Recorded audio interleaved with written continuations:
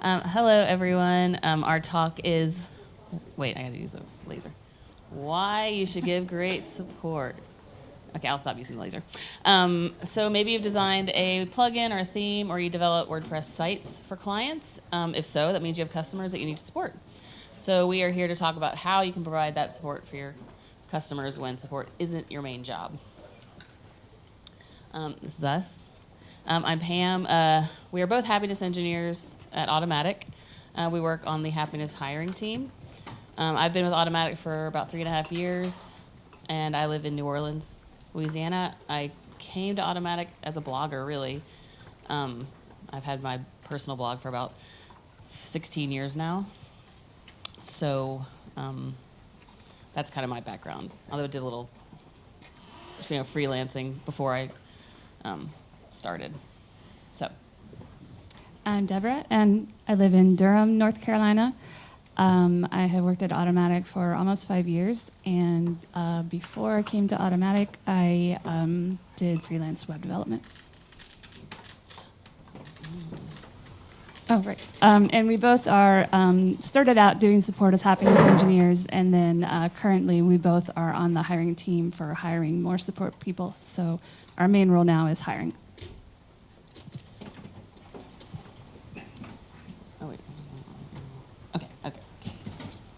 So real quick, I want to describe how support works at Automattic.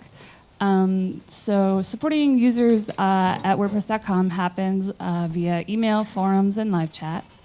And we have teams that are devoted to supporting WordPress.com, WooCommerce, Jetpack, and other Automattic products. And a unique part of how we do support at Automattic is our support rotations. Can I break down arrow? Will I break it? Right down arrow. Every new automatician who doesn't work in support starts with a 3-week-long support rotation. So that's developers, theme designers, even like our legal and accounting teams. They all do this support rotation when they start, and then they do about 1 week a year after that. So why do we do support rotations for everyone? It helps new employees learn about the company and the culture, and also lets them get to know our users. And most people are pleasantly surprised by the experience when they hear that they're going to have to do this 3 weeks of support when they start. A lot of people are a little nervous about it. They don't have that background. They don't know how to do that. But by the end, they usually say that they loved it, that it was a good experience. And we do train them first, so they're not just going to it blindly. Yeah, we do train them. So why does great support matter? So you spent all this time creating a plugin or developing a theme or helping, your clients with a website, and they're all excited and they're, ready to use it, but what happens when they need help with it? So your job isn't really done when the product is developed. If they need help with something, you have to, you're the one that knows, you're the ins and outs of it. So when it's time for real people to use your product, it comes down to you to help them out. It's just the beginning for them, but you've been there with it since the start. So just because the product's created doesn't mean your work is done. So jumping off of what Pam said, support matters because of your customers. And they grow your business, they give you feedback to improve your product and your skills. They will find bugs and errors and not understand how things work or just have questions. So what happens when they need support? What if they can't get it? So think of your worst customer support experience. How did that make you feel? So in the US, it's like kind of a joke, really. Everyone talks about Comcast, like they're just the worst. They're like an ISP broadband company. Yeah. And so, you try to call and ask for help, and you get a phone tree, and you wait and wait and wait, and you never get an answer that makes sense. But in contrast, think of your best support experience. How did it make you feel? Do you still use that product or service? When you make a customer's experience memorable, then you've not only created a loyal customer, you've created a brand ambassador. So how do you get in the right frame of mind for supporting your customers? Deborah mentioned that wait, did you mention that? You didn't mention. Well, Deborah was supposed to mention that you are going to see your customer as an individual, not just a number, not just, a random person or, this is an actual person that's using your product. I mean, this is easy for us. We've been in support for years. We know, it's instinctual for us. Okay, we know how to speak to users and how to interact with them. But if you're not used to it, it can be hard to know how to get into the proper mindset and how to get started. So we have 3 ways to put yourself in the shoes of your clients and get into the right frame of mind to really, help your users get in the right frame of mind and help them, get them the help they need. So first, it's important to be sincere and care about your customers. And here's why. You made this product for a reason. Your customer's using it for a reason. And think back to that level of excitement about what makes WordPress or working on the web so exciting. And approach your customers' questions with an air of genuine curiosity and empathy. And then your conversations will be smoother. Next thing that's important is working when you're the most productive. If you're working for yourself, it's a lot easier. You can carve out the time that you're going to be in the best frame of mind to give support. Maybe you're more of a morning person, and like if you're grumpy in the afternoon, you should probably do your support in the morning, and something like that. Don't take it out on the users. Yeah. But anyway, just make sure you do carve out time, whenever that is. If you don't set aside time, it might not get done. You might not have, find the time to answer these emails or, go into the forums that you're creating. So make sure you carve out time and make sure it's a time that will work well for you. And lastly, this is more for folks who work for another company or on a team. Empower everyone with the ability to actually help. So, for example, if you go to a store to return a shirt, you don't want to be sent to the other side of the store, wait in line. You just want to get helped. So your customers are already frustrated by the time they come to you asking for help. Don't make them jump through any hoops to get it. Yeah, at Automattic, it's a big thing. We don't have tiered support or anything. We are empowered to help any user that comes with us with a question, whether it's about, a refund or fixing, like a bug or anything. We never, send them to another person. So it's really important.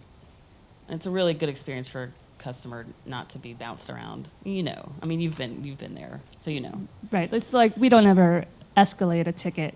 If we need to get a dev to look at something, we talk to the dev, we get it looked at, and then we own that and come back to the user and help them. So you're in the right mindset now, right? Okay. So that's key. Okay. But we need to figure out, so now you're in the mindset, but how do you do support? So we have 7 tips now. It's going to help you get on track to make your support easy and painless and create a reputation for having excellent support. Okay. Okay, so you're an expert. If you're listening to this talk now, you already know a lot about WordPress. That wasn't always the case, right? Like everyone did their first install, made a mistake, got that error screen instead of your website. Sorry. Okay, sorry. So customers come from all different backgrounds and experiences, so try to meet them at their level.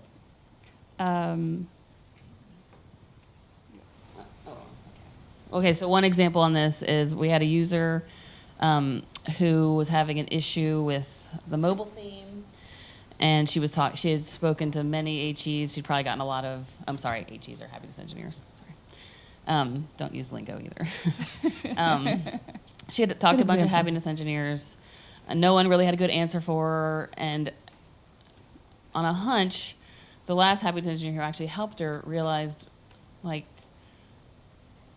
her send a screenshot. And I realized the whole time was that the happiness engineers were assuming she knew how to adjust her browser size, and she didn't. So just going back to the basics and meeting, the user at their level and not assuming that they know everything we know, even the most basic stuff like resizing a browser window. And that's when it solved the problem. So it's really important to not make assumptions necessarily about what a user knows, and be generous with the basic information like how to resize a browser window. So the next thing is to answer the actual question that the user is asking, not the literal question. So, you'll get, for instance, we get the question a lot, why are my pages not showing up? Like, okay, well, we go and look in the back end and we can see the pages are published. So we're like, well, yeah, they're there, And what they're really asking is, why are they not in the menu? Because maybe they don't have the option selected to, automatically add new pages to the menu, or they have a custom menu set up. So what they're really asking is, how do I create a custom menu?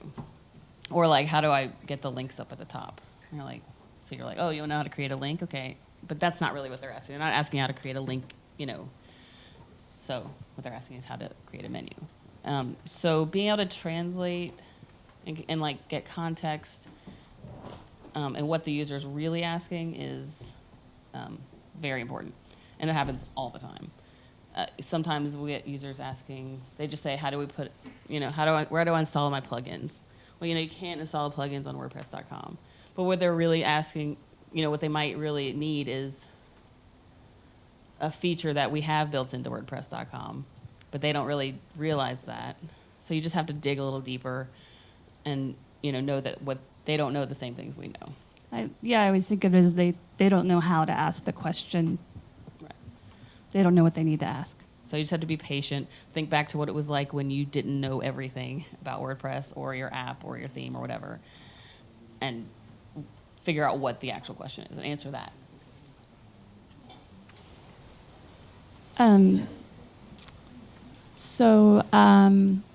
3, reply with an accurate answer, an accurate estimate of when you'll get to it. There's nothing worse than sending an email off and not knowing when you're going to hear back. For your customers, their website may be their livelihood or at least a large portion of their life. By the time people contact support, they've already done everything they know. It could have been in your inbox for only 5 minutes, but maybe it's been frustrating them for 2 days already.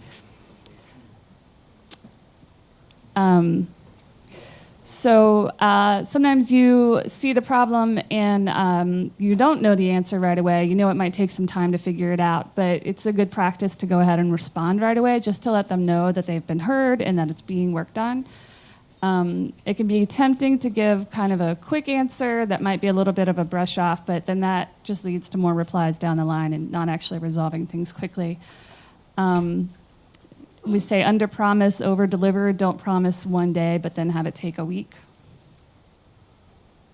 And if it's going to take a long time, be honest about that. If it's going to take a week, if you have to talk to developers and it's going to take time, then just let them know. Just be honest.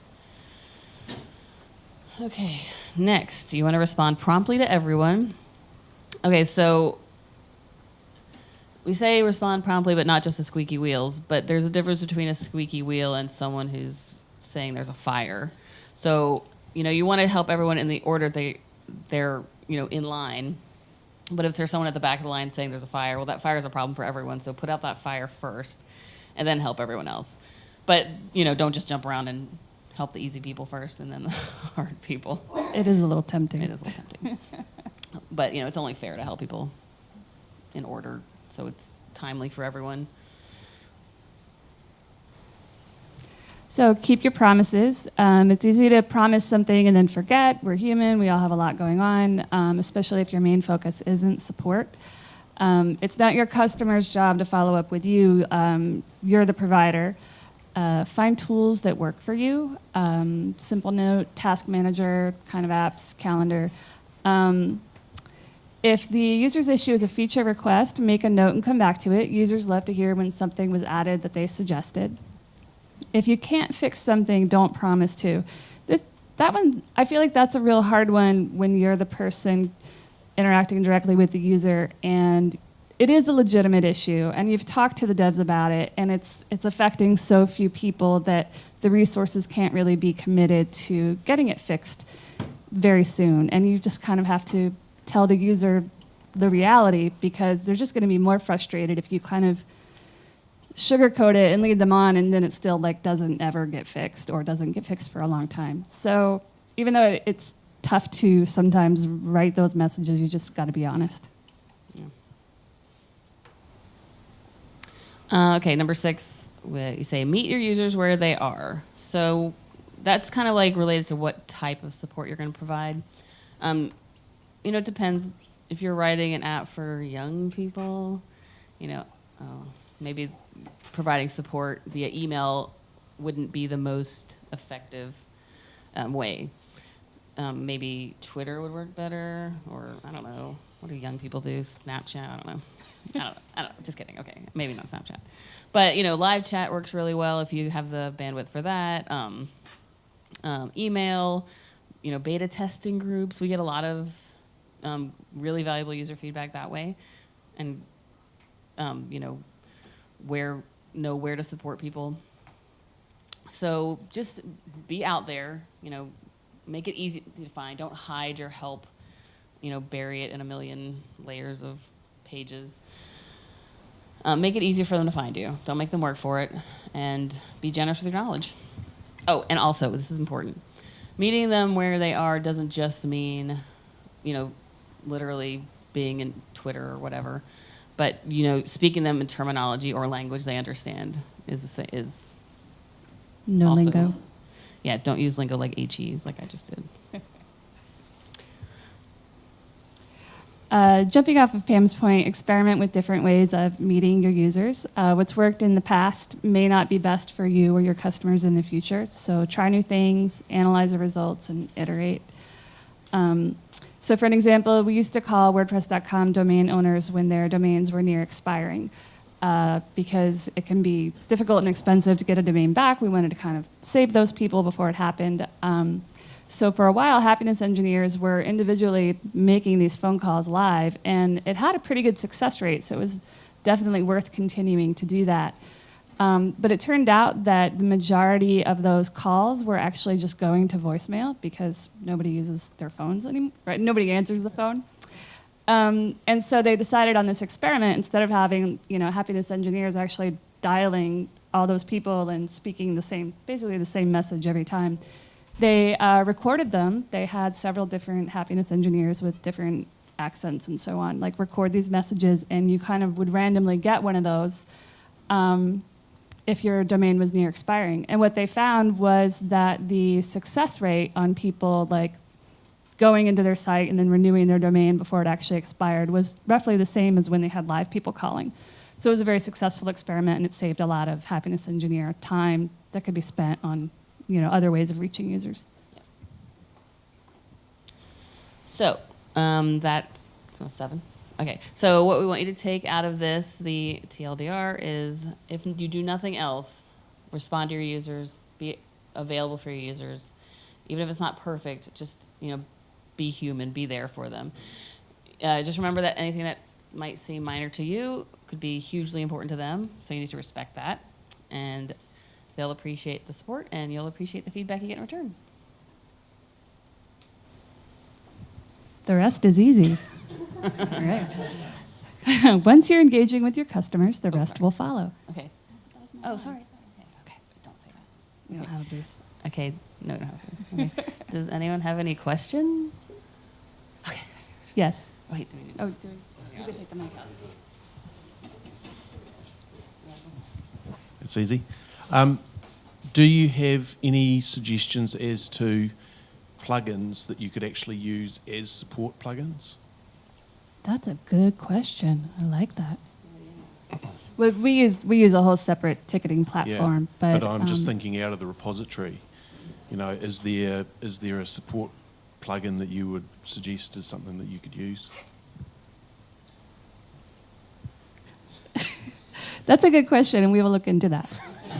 No worries. I mean, we use Olark for live chat, and and Kayako for email support. So we have, because WordPress.com is a huge thing. I'm sure there's some out there. Maybe someone else knows. Okay, well, we'll look into it. A couple that I'm thinking of. So WordPress.com has a widget for Talk.io, tlk.io. So I think it's probably in the Jetpack plugin as well. So if you wanted to use live chat, that might be a place to start. And there's also, I'm going to call it WP Help, but it might not be called that exactly. But it allows you to add things to the support drop-down in the top right corner of the admin. So that could be a way to preemptively support people as well. And then you might even be able to put like a contact form in that section so that when they're on like the plugin settings page and they're like, how does this work? They could contact you directly from that. Any other questions?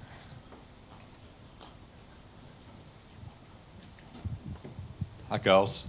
When you do a query to a happiness engineer on the web, on any of the WordPress sites, it asks you how you're feeling and it says, "Are you happy?" What's that for? Well, a lot of times when we're starting a live chat, for instance, with a user, it helps to know what mood they're in, So to how to approach them. Are you frustrated? Are you panicky? Are you Yeah. angry? Are you happy? So do you have like ninja type help people who come in to deal with the really cranky ones, or? We're all ninjas. Yeah. I mean, like part of the job is just to be able to deal with any type of user that comes along. But it's just a forewarning. It's nothing else. Yeah, pretty much. I think they probably use that data at some point Yeah. to help, like what kind of questions being asked. I find it helpful when I'm opening a ticket. I like seeing that at the top. Like, Mm-hmm. you know, it kind of lets you know, are they asking out of curiosity or are they asking because like their head is about to explode, they're so frustrated. I mean, there's a that will kind of affect my tone of reply. Yeah. And there's a thing like, you know, when a user is angry, don't use smileys. Yeah. So, you know, that's not cute, you know. Yeah. So, yeah. Oh, thanks. Anyway.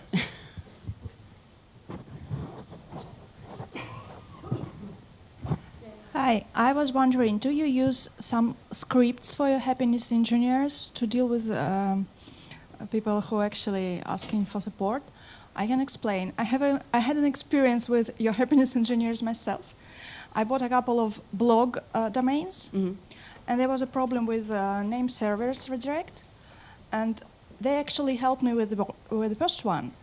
And then the engineer asked me if I want the same thing for the second one.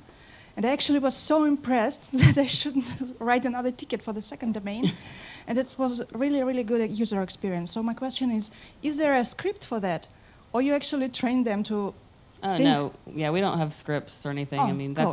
that's why we're called happiness engineers. 'Cause Okay. we go out of our way to. That's great, I mean, thanks. we hire people to, you know, be that kind of help, you know. Yeah, cool, thanks. If you know who it was, you should let us know. So, talking about happiness engineers, you want to say a little bit about where Oh, you get out of that? right. So as we said at the beginning, our job is to hire happiness engineers. We started out as happiness engineers, and then we moved into the role. At Automattic, the people who are hiring aren't HR, or HR, I should say. It's the people on each team. So developers hire developers, designers hire designers, and happiness engineers hire happiness engineers. And that's one of the reasons we're here is, you know, we are looking for happiness engineers, especially in this part of the world. So if you have any questions about that whole process, we're also happy to answer either here or out there. The hiring process is pretty unique. Everything is done, all interviews are done via text on Slack. There's no video or audio. And then the main part of the interview process is the trial, which is 3 to 6 weeks. You're doing the same work any other happiness engineer does. You start out trained the same way we train our support rotations, and it's a paid, you know, like hourly. And that's how we decide if you're a good fit and how you decide if we're a good fit. Oh, and it can be Right, that can be part-time. Like I did mine, I was, you know, working full-time. I did my trial in the evenings. I had 3 young children. It was hard, but it's certainly doable. Lots of people do it. A lot of people do it full-time if they have the, you know, if you're like a freelancer and you can take time off from doing projects. Some people do it full-time. But part-time works too. Sounds good. Yeah, anything else? Okay, so right. Any more questions? Yeah. So what kind of tools do you use for doing screen sharing, or like how do you take control of their computer if you just need to see what they're seeing on their screen? So the access we have to WordPress.com users, we don't need to be able to like share a screen. We can see what they see. We can see their like dashboard, but we can also log in as them to see what they see. But there's also in our live chat, I don't know if like Happy Chat has this. Okay, well the program we used to use for live chat, you could actually take control of the screen, right? I mean, it's kind of buggy. We don't really. Like sometimes you send a request and they just never got the link to Yeah. preview to see the screen, so we mostly just use videos and screenshots for people. You know, like a GIF. And the login thing. Yeah. I mean, we try not to, unless, you know, you absolutely have to, but we try not to actually do things for users as much as, you know, show them how. So taking control isn't as important as just being able to see what they see, but we can do that through our admin. Thanks.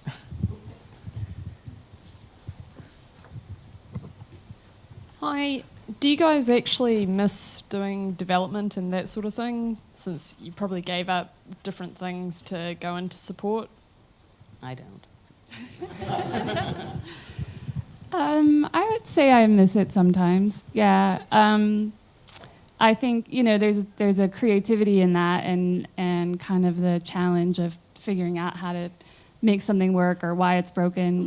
But I get some of that still in troubleshooting when a user like has an unusual problem, and you've got to kind of figure out first what are they doing that triggers it, and then what is the code that's actually causing it. So I find that still pretty fulfilling. Yeah, I agree with that. Yeah. Thanks. Any other questions?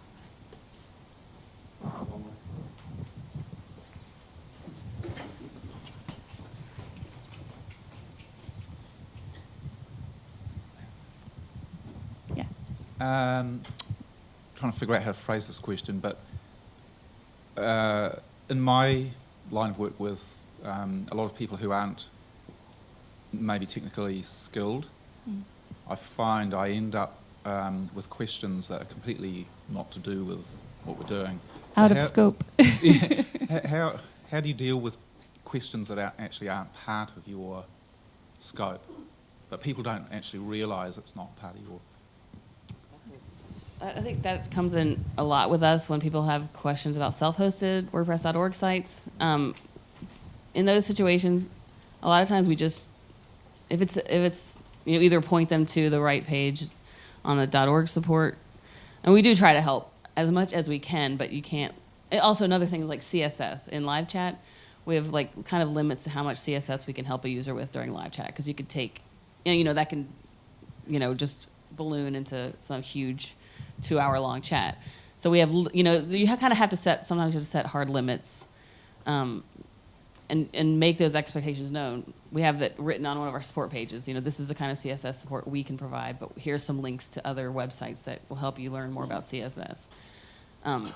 So I think having like documentation about what you can help with can help, and giving resources for the help that you can't give can be helpful. Is that... I wanted to follow up on that a little. Like an example I could think of is some of the themes have built in like a way to upload a logo, and maybe it'll be like at the top left. And some of them, they kind of require that the logo image, it needs to be proportional, or else it's going to end up being distorted. So maybe you have a user that says the theme is making my logo look bad, and you're like, well, you know, you need to like resize your logo or go into, you know, make it square. So that's not something that the software will automatically do, and we can't really do that for them, but we can point them to, you know, there's lots of free tools they can download that are, you know, basic image editors. So that's where we can kind of educate them and show them where they can get a tool that will do what they want.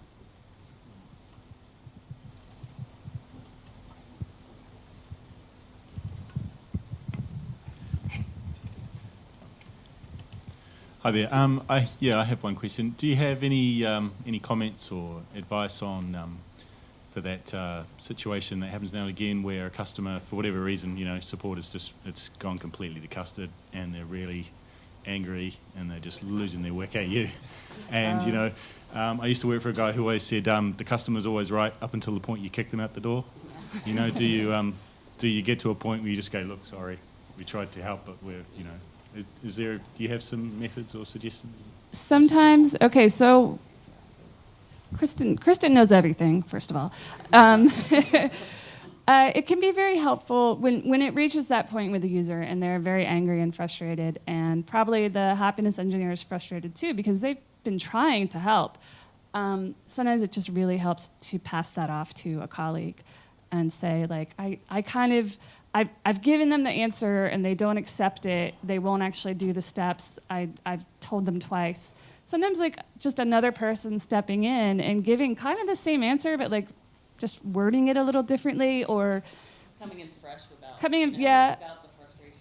Or sometimes the user, like we don't say this, but sometimes the user will believe that their problem has been escalated to like a more senior and knowledgeable person.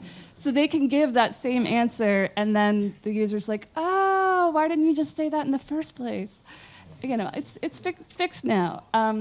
So yeah, we do run into that, and I think a lot of times the solution is to kind of change people. Cool. Thank you. Well, people don't change, but change the support person.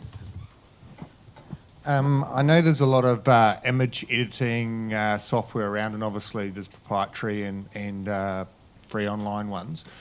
Given that that has a direct impact on how a site performs, images and compression and thereof, what tools do you recommend to the layman for editing images? We're looking at Kristen. I've always used Photoshop, but I wouldn't recommend that. Go buy an $800 piece of software.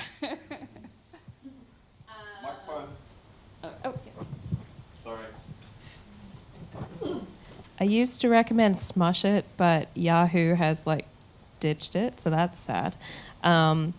Image Optim is a small Mac app that you just drag the images from the Finder into the app and it compresses them.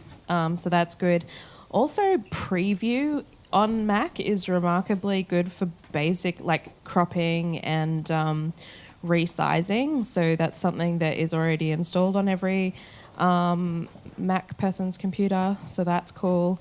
It even does color tweaking, you can auto level your images and stuff. So I'm always going to go with the path of least resistance. So if there's a tool for really basic users, there are other image editing apps. I really like Pixelmator. I used to use GIMP, but as with Photoshop, that can be a more complex tool. So unless somebody's looking for something more in depth, path of least resistance, what's already installed on their computer. So for Windows, what's that? Is it Paint? Yeah, I mean, you can resize or crop something in Paint, and it's already installed. I'm not as familiar with Windows, but I would look up for a similar, Tiny PNG or something similar to Image Optim on Windows as well. JPEG Mini, cool. Yeah, just these really basic drag and drop, compress your images are really useful, and then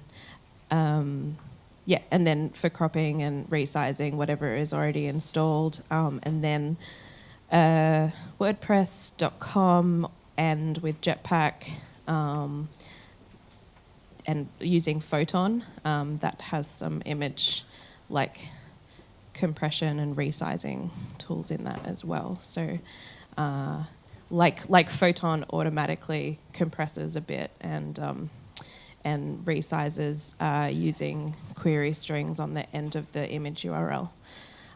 So that's handy for can be handy for performance as well. Insanity is a plugin for your self-hosted site. There's also actually a really impressive plugin that the guys who write WP Rocket, I think their company is called WP Media. So if you look up their website, they have an image plugin that you can set a maximum file size. So say like maximum of 2,000 pixels. So if on your website you want to just upload directly from your phone and it's like 4,000 pixels and you're like, I don't need all of that. Or if you've got clients that want to upload like the straight out of camera shot that's 4,000, 6,000 pixels wide, websites don't need that huge image. So you can set a maximum dimensions for your image, and then the plugin will automatically resize that image and also run it through compression. And yeah, so I can't remember the name of that plugin, but it's by WP Media. It's a paid one, but yeah. Cool. Awesome. Thank you, Kristen.